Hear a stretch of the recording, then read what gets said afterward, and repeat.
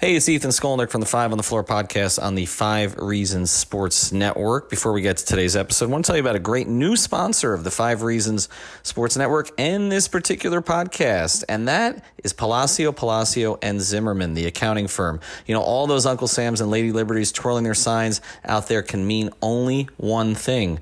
It's already tax season, but instead of losing your hard-earned cash to companies that hide behind a costume or DIY software that specializes in headaches, give Palacio and Zimmerman a call. PPZ has been providing premium accounting and tax services to clients for over 25 years. They'll make the filing process simple through close one-on-one support and maximize your return using their exceptional expertise. So if you're ready to file, call 305-595-0303. That's 305-595-0303 or visit ppzllc.com. That's ppzllc.com. And now, today's episode. Welcome to Five on the Floor, a Miami Heat and NBA podcast from Ethan Skolnick with Alphonse Sidney, a.k.a. Alf954. Brought to you by the 5 Reasons Sports Network. All right, we're back here on the 5 on the Floor podcast. Ethan Skolnick, full crew tonight, Alphonse Sidney and Alex Salido. You can follow them at Alf954 and at Tropical Blanket. We're still looking for that imaging from our friend Brass Jazz for their 2 segments. The what is it going to be? Alf Test Theater or I Test Theater? Are we deciding on name? Alf's I Test. It's undefeated. Alf's I Test undefeated, 82-0. Let's check the numbers on that. Yeah, I don't think actually undefeated. And then, of course, we're going to do the wet blanket segment. Although, actually, I feel like Alex has been more positive than us recently. So I think that's kind of unfair. But, you know, once you get labeled with something, you never lose the label. So that's what we're going to go with. All right. Yeah, it's going to be the second time now. Learn it the hard way with professional screw up. Oh, that's correct. Right. That's right. No, we don't call you our professional screw up here. That's that other podcast. I don't know that one. All right. So let's get to 2 topics today that I really want to hit on. We're a couple days out from the Spurs game now by the time that you hear this. But the big story was Kendrick Nunn. And there was a tweet that came into me, and I feel like, again, talking about being, mischaracterized.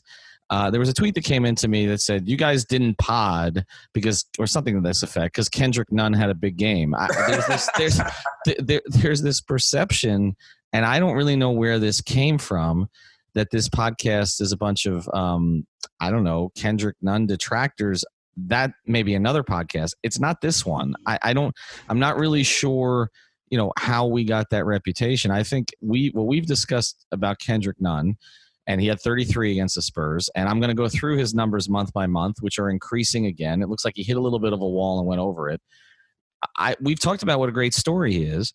I think we have all talked about what might be some limitations in his game, particularly sort of the tunnel vision and things along those lines, that the teams were, sort of pushing him in a direction that was not the same as the ball movement that we get from other Heat players.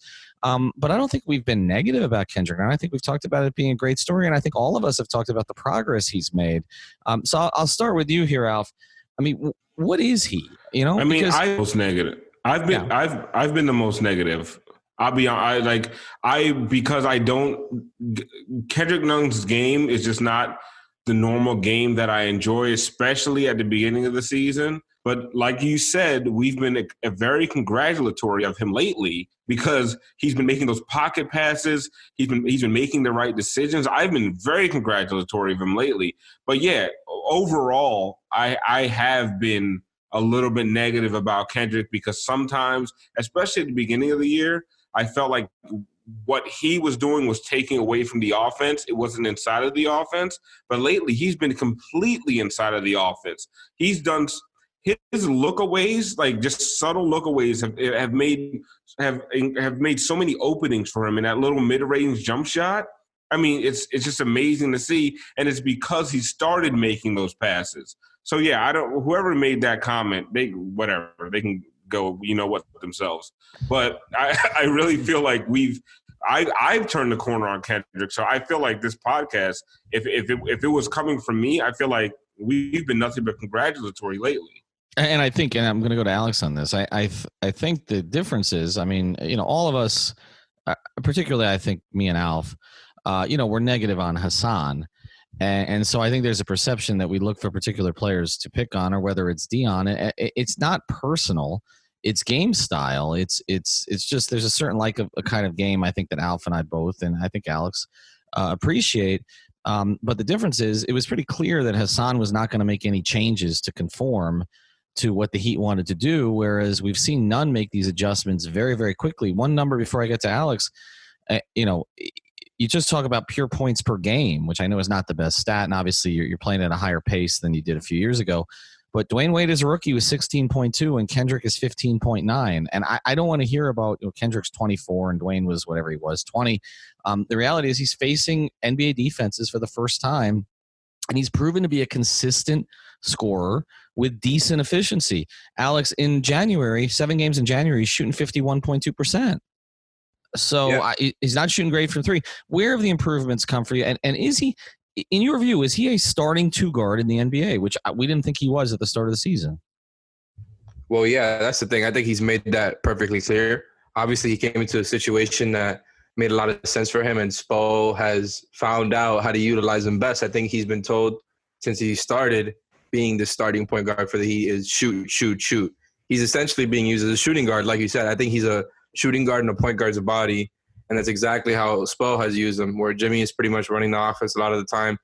Without the dribble stuff, he's the one doing a lot of the initiating along with Bam, and Nunn is feeding off of them. And I think what's changed since the beginning of the season is at the beginning he just heard the shoot, shoot, shoot stuff, and it was kind of like feeling the pressure to go out there and score whenever he was in the game, whereas now he's kind of just taking the game little by little and just reading the defense more than anything, more than trying to force a bucket, even though he can kind of force buckets a lot of times. But like Alf said, he's not doing it in the offense, and he's completely proved himself. Like, he's absolutely playing at a started level. He's a starting level scorer. He's kind of been like a low-key three-way scorer, three-level scorer, and that's something that they could have absolutely used. And he is no doubt number 2 for Rookie of the Year. You can't – even though we're all a little bit higher on Tyler Hero, what's actually happened this season, he's been a better player than Tyler this season. Yeah, this season. But we know this. We all think the ceiling for Tyler is higher, but Kendrick Nunn has been a better player. And Alex hit on a great point. At the beginning of the season, Kendrick Nunn was pressing. He was pressing a lot, and he was forcing a lot. We've even seen that from Jimmy at times, because there's times that this offense stalls, and individual guys, Dragic, Jimmy, and Kendrick are the most guilty of this, feel like they have to do things on their own. And sometimes they actually do. But there were times at the beginning of the year when Kendrick was pressing and he was forcing things when they didn't have to be forced. The offense was doing fine, and he was just going out of his way to press. The most impressive thing that Kendrick has done, is, like Ethan said, is in the short amount of time in the season, he has, talking about completely changed his game, but he's made those subtle changes that a lot of rookies can't and don't make until their second or third year, and maybe it's because he's older and more mature. Kendrick Nunn is used to being the best player on his team by far, right? Through high school, college, and G League. And a lot of young players have a tough time adjusting to the fact that there's 4 other guys on the floor that can play just as well as they can. He has made that adjustment pretty quickly in the space of a few months, and he has to be congratulated for that. No, he does. And you mentioned it. He's number 2 for Rookie of the Year. John Morant's going to win it. And, I predicted that before the season. As soon as Zion got hurt. They might make the playoffs, by the way, which is insane. It is. Well, I think they're going to make the playoffs, actually. I think because the other thing is they have the Iguodala commodity, which it's funny. That's hysterical. I mean, that's a topic for another day. But, I mean, he basically decided to stay home. He basically decided to stay home because he wanted to play for a contender or a playoff team, and now they are a playoff team. And if they never left the Bay, they're right, exactly, never left the Bay. And if he wants to go play for Golden State, they're going to be 30 games under 500. But Morant's going to win Rookie of the Year, no question. He's going to deserve it. And I think we all agree that Herro's upside is higher. I mean, that is a simple product of age. I mean, he's 19, but also there are more dimensions to Tyler's game that you can see. He's going to be more than a scorer. He's going to be I think a premium ball handler. I think his finishing is going to improve. He just has an instinct that is abnormal. I mean, I think it was Matt Moore, who is a good follow on Twitter at HP Basketball, was saying he's done a lot of work on the Heat the last, week. And, basically what he came away with was Bam's going to be elite. And if he's not already, and so is Tyler Herro down the road. And so I think we all agree on that. I don't think Kendrick Nunn is ever going to be an elite 2-guard, but I do think he's proven himself to be a starting 2-guard. I want to go over some of the numbers again with you guys on again, because I feel like, and I said this on previous podcasts, so I don't know why we've gotten this reputation, that I feel like we had taken Kendrick for granted a little bit, and his story for granted. I mean, what he's doing should not be happening, right? I mean, I don't whatever the circumstances were of him not getting drafted. I mean, he should not be in a position where he's scoring 16 points a game as a rookie on a contending team and doing it at decent efficiency. But I'm looking at some of the splits, and I have found these interesting with him all year. He is a much better player in wins. I know some of this is chicken or the egg type stuff, but if you look at his numbers in wins, he's averaging 17 points as opposed to 12 in losses. He's shooting 47% from the field as opposed to 41%. He even shoots better from the line in wins. All of his numbers are better.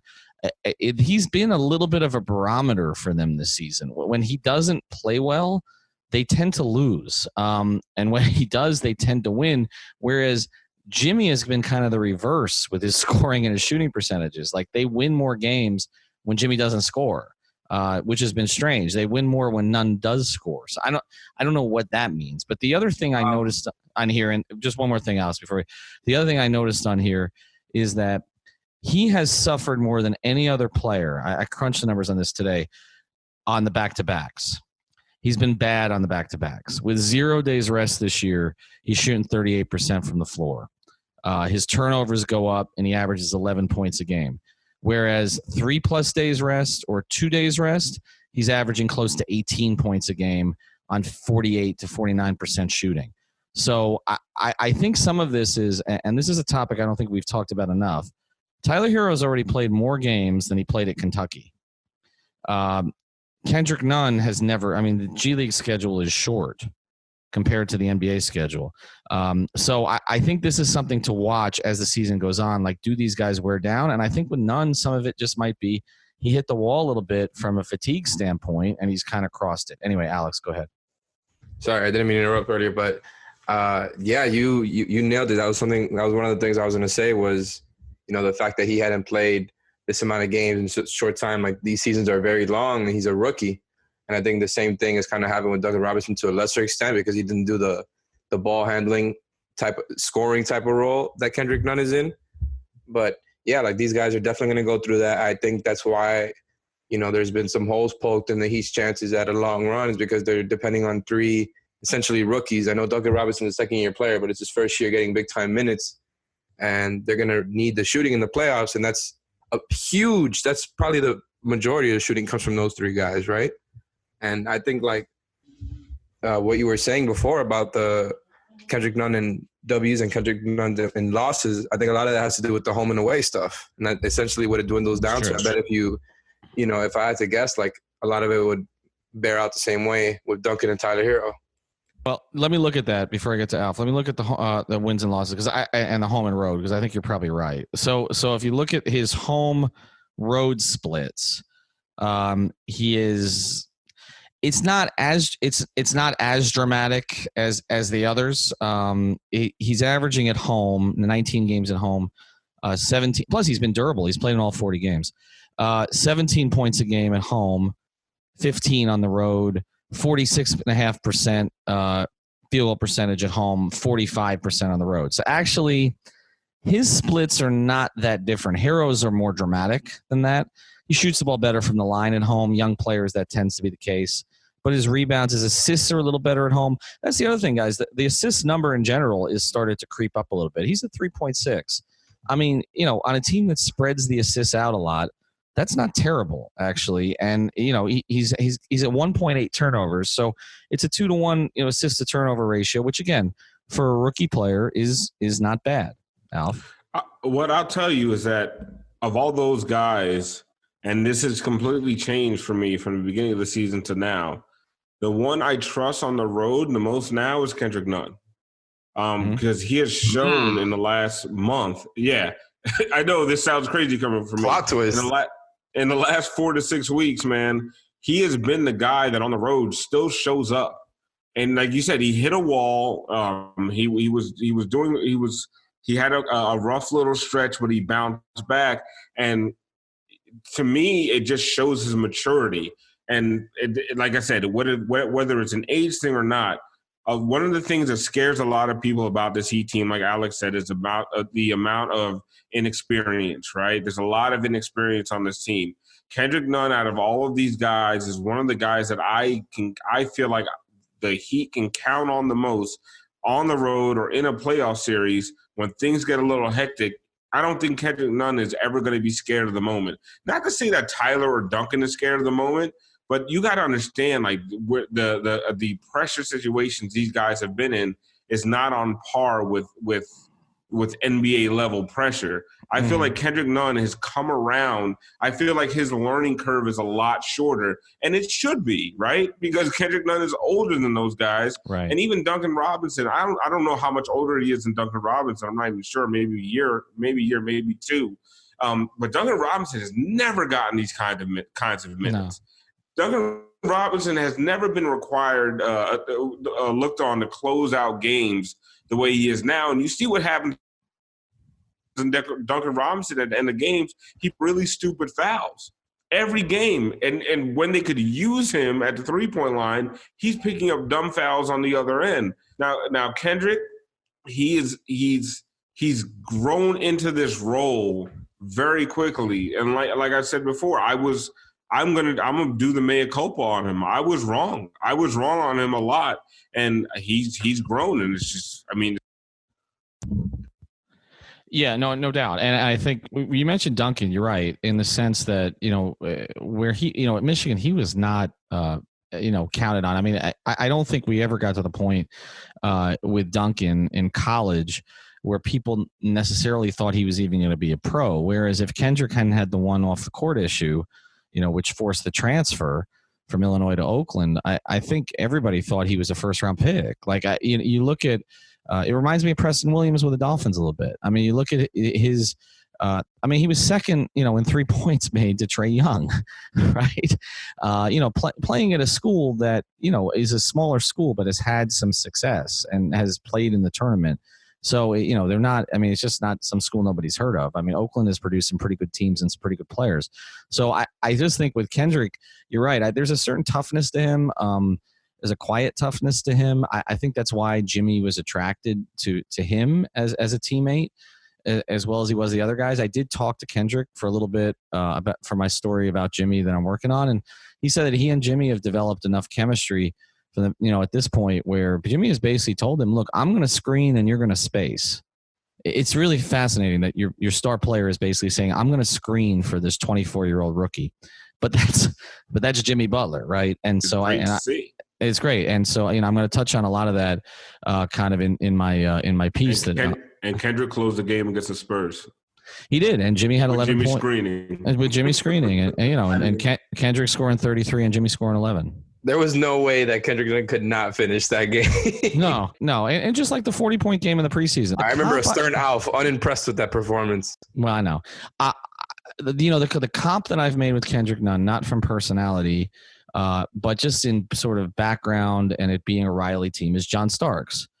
And I don't know that they're the same player, although John Starks was a point guard who really was a two, kind of undersized to play the two. A lot of Kendrick's movements on the court remind me of Starks. And I've acknowledged John Starks was my favorite player, during that period of time. I loved watching Starks because he feared no one. Jordan, anybody. He didn't have the talent, but he feared no one. And that dunk the poster, everybody remembers that. But there are similarities to me. Like, Nunn has this ability to elevate into dunks on the break. Like, he's got this extra gear. It's not Derek Jones Jr. gear. It's not Bam Adebayo, but it's this extra gear where he doesn't look that athletic in some of his movements, and then all of a sudden he elevates and dunks. Like, there's more there to his game than I think we've kind of given him credit for, and I think that's why I wanted to focus on him today, particularly after the 33-point performance. All right, we're going to get to more here in a second. I want to touch on some trade scenarios that are running around Twitter. We're going to do this rapid fire with these guys. But before we do, make sure you go to betdsi.com, particularly this week. We got the 2 conference championship games coming up. Obviously, Tannehill against Mahomes, a matchup we all predicted before the season.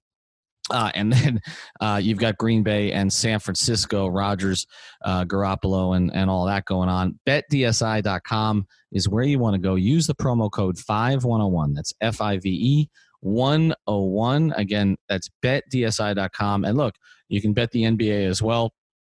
You can bet NHL. The Panthers won again tonight. That's 3 straight wins for the Panthers. The Heat were, I believe, 5-point favorites against the Spurs the other night. Told you to go jump on it. They won by 6. So go to betdsi.com. Again, that's 5101, FIVE 101. You get a bonus if you use that. So don't go to betdsi.com and not use the promo code. All right, let's get to some trade stuff here. And there's one more topic with Nunn that we may get to before we close, but there's a bunch of stuff on Twitter today. So let's go through it. I almost feel like this needs to be a regular segment with us. A couple of names have kind of bounced out there. We saw a Jeff Teague trade today, back to Atlanta. Kind of a weird one in my view. I'm not really sure what the Hawks are trying to do. And time is a flat circle.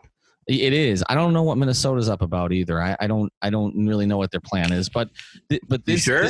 Well, right. But this comes up though, Alex. Well, here's the thing. There was a report also that they're looking for another ball handler.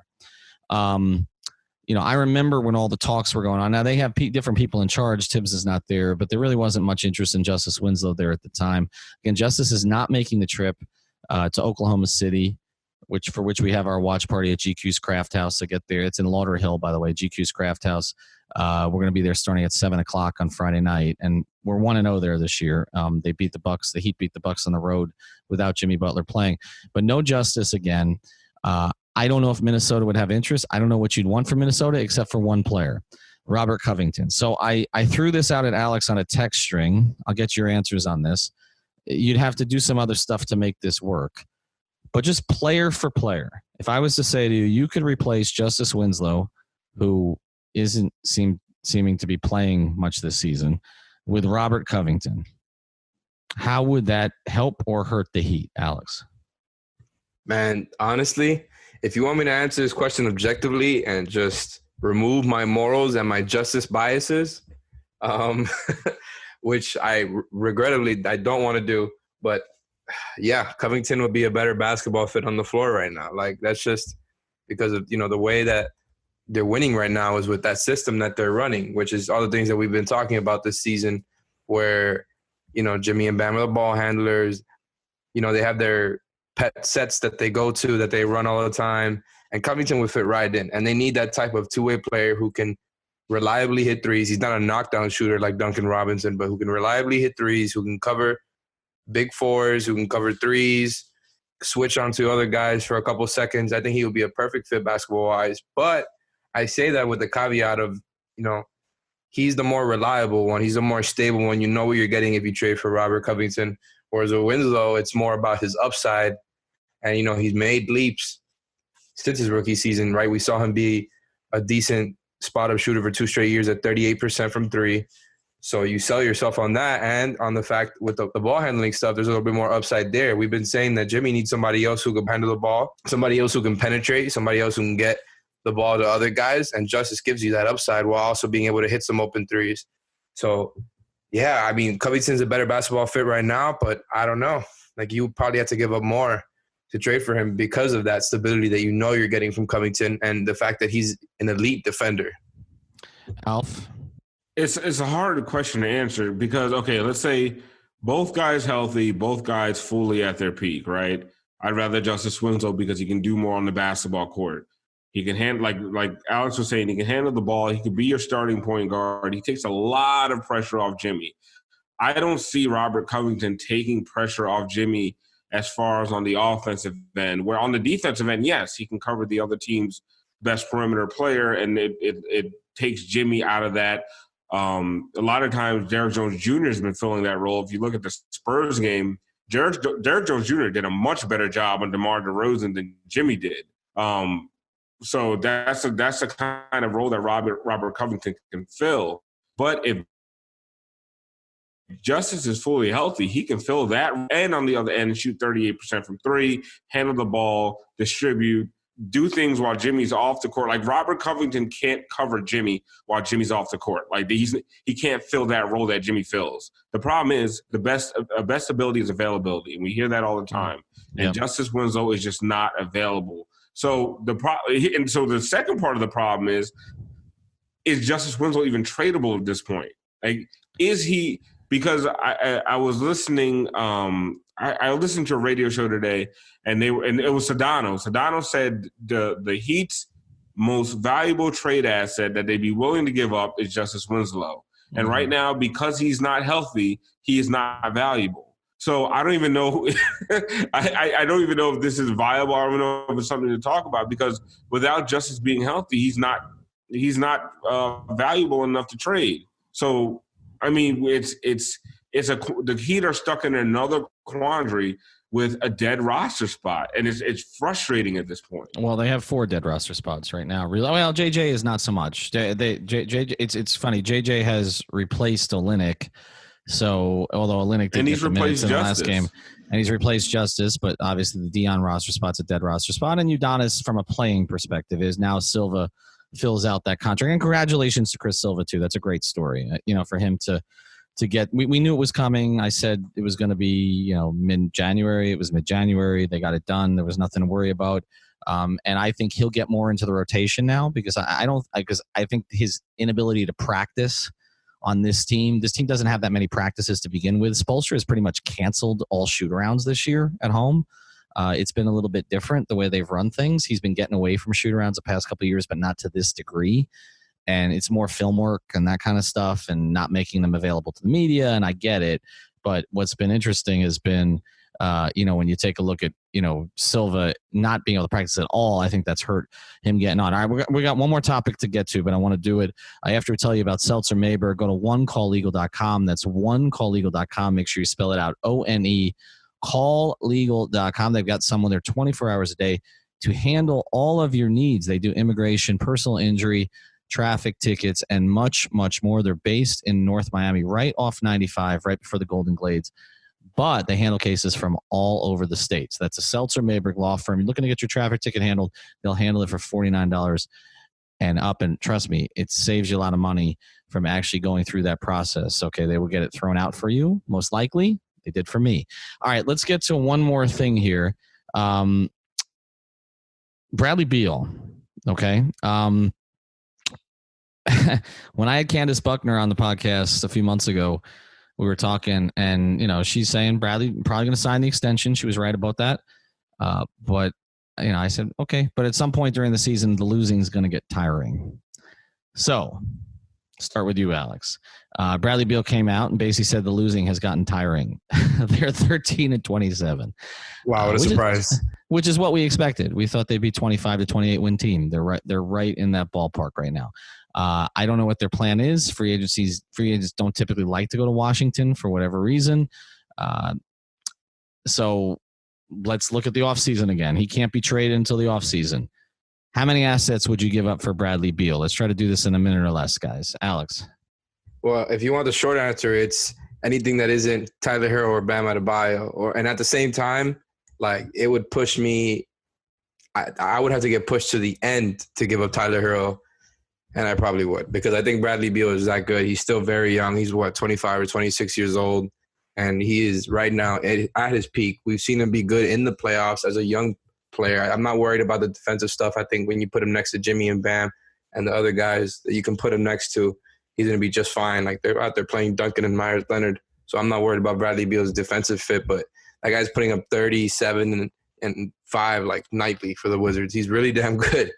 I think that might be like Hero's upside, and that's being generous. Bradley Beal is really damn good. I would give up pretty much – I would try to go with Justice Nunn and a pick, something like that. And then, if they really push me, I'd give up Hero. But even then, that's if they don't trade some of these things right now, the trade deadline. Right. Alf, would you give up Tyler Hero to frontline a package for Bradley Beal? No. My untouchables would be Hero, Bam, and Butler, and everybody else is up for sale. when it comes to a guy like Beal, because Beal, the hard part about saying no about Hero is because Bradley Beal is pretty much Tyler Hero fully realized. Mm-hmm. But the more of those guys on your team that you can have, the better. Yeah. And the thing with Bradley Beal used to be a good defender until the entire weight of the offense was put on his shoulders. Yeah, it was. Bradley Beal is a good defender. At the point of attack, he could be a good defender for you if he has other guys that he can rely on the other end. So I'm not even worried about his defense. So to me, it's Butler, Hero, Bam. Besides that, anybody else would be available for a Bradley Beal. And remember, they don't have a ton of draft. I mean, well, they have more of the draft picks than they've had before. But obviously, there are some restrictions. You can't trade. But their salary. So you're talking. You're gonna have to give up Dragic, like Dragic or Leonard. You are, just to make it well. Again, after the season, and like I said, Dragic and Leonard, you've got the cap holds on them, but they could make it work. But again, it would start with Tyler Hero and then other pieces. And like you said, Tyler fully realized, but he's been in the league forever. And he's 8 years older at this point. And he's still a young player. But he's 8 years older, and it's like, okay, do you want to give up the ascent of Hero for the win now? We'll see. I don't, the other thing to consider, we haven't talked about this much. This requires another podcast. I mean, the Kyrie Irving comments this week, but Kevin Durant's coming back next year, and that's going to change the East. And we haven't really talked about that much, but like, I wonder if that's in Riley's mind also, that like maybe we need to do the kill now. Ethan, that team is too emo to win anything. Well, Kevin Durant and Kyrie emo or not Irving, emo.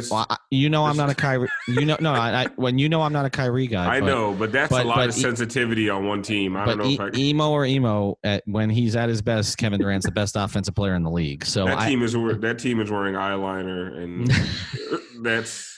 All right. Well, let's get to the end of this. I don't know how we decide. I don't know how we went. Can I drop a couple of things right here? Well, you can, but Zoom's going to drop you. So go ahead. All right. So like the Brooklyn thing, man, you guys need to be careful because if Miami had Kyrie Irving and Kevin Durant with the supporting cast that they do, we're like Dinwiddie's a borderline all-star. They have LeVert, Joe Harris, Jared Allen. We will be flexing so hard right now, and they're going to be a problem next year. They are. And it might take a while with KD. But the other thing I was going to say was we were going to do – you said you wanted to do trade stuff. Did you want to mention the DeMar DeRozan and LaMarcus Aldridge? A couple minutes on that? You just did. We talked about Aldridge on the last podcast pretty extensively, so check that one out because it was a preview pod. But as far as DeRozan, we can hit on it. But let's do this. Let's hit on it at our watch party because, like I said, we've got 40 minutes and we just killed the whole thing. GQ's Craft House. 7:00. I'll be there. Alfie will be there. I got a babysitter, so I'm good. Alex, you'll be there? No doubt. All right. So 3 of us are going to be there. Some others from 5 Reasons Sports Network, Alfredo from 3 Yards Per Carry, Ryan Lasner. We've got a bunch of commitments from our guys. Had a great time last time. Heat beat the Bucks, as I said, without Jimmy Butler. The last time we were there, they got great craft beer.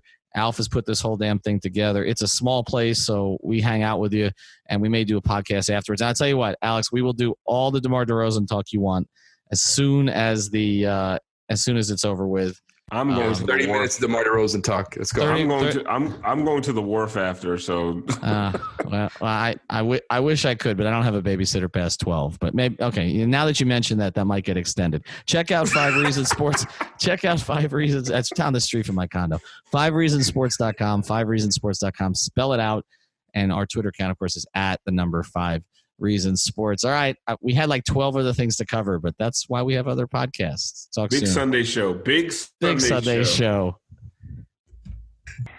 Thank you for listening to the 5 on the Floor on the 5 Reasons Sports Network.